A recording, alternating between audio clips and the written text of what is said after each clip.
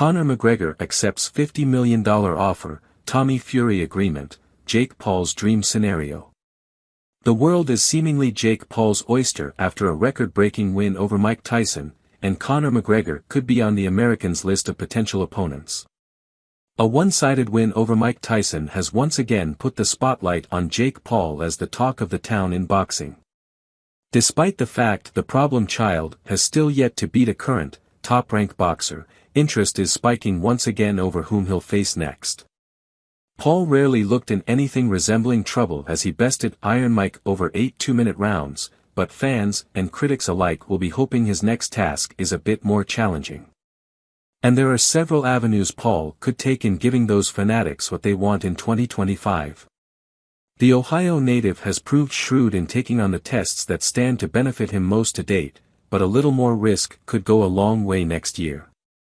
In the interest of Paul's model being centered around money fights, pursuing a date opposite Conor McGregor is arguably the best decision he could make. It wouldn't be his first time beating a UFC fighter after all, even if Notorious hasn't fought in more than 3.5 years.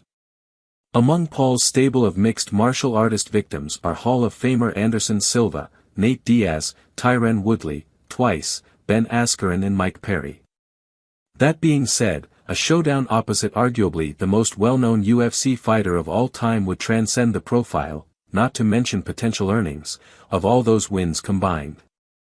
It was all the way back in December 2020 that Paul called out McGregor in public and offered him $50 million, £40 million, for the pleasure.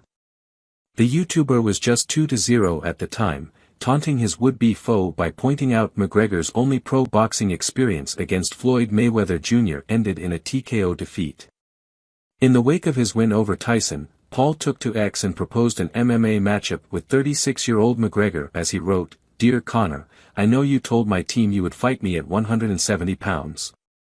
That's never happening. But let's run it in MMA. No weight class. Just like how it used to be done. But you won't." Speaking about Paul's bout with Tyson this summer, McGregor voiced his distaste for the former when he wished for Mike to rattle the little dope. For all their differences, including a 9-year age gap, money could be the great unifier between the two, and the right paycheck could finally tempt McGregor back into competition. The one blemish on Paul's 11-1 record is none other than Tommy Fury, who edged the American via split decision when they met back in February 2023. Much has changed for both fighters since then, but one thing that's almost certainly remained consistent is their disdain for one another. There is some question as to whether the second act with Tyson Fury's half-brother would be the smartest choice by Paul in terms of appeal. However, Fury, who is poised to take on ex-UFC welterweight Darren Till in January, has suggested it's inevitable he and Paul will scrap once again. In a heartbeat, yeah.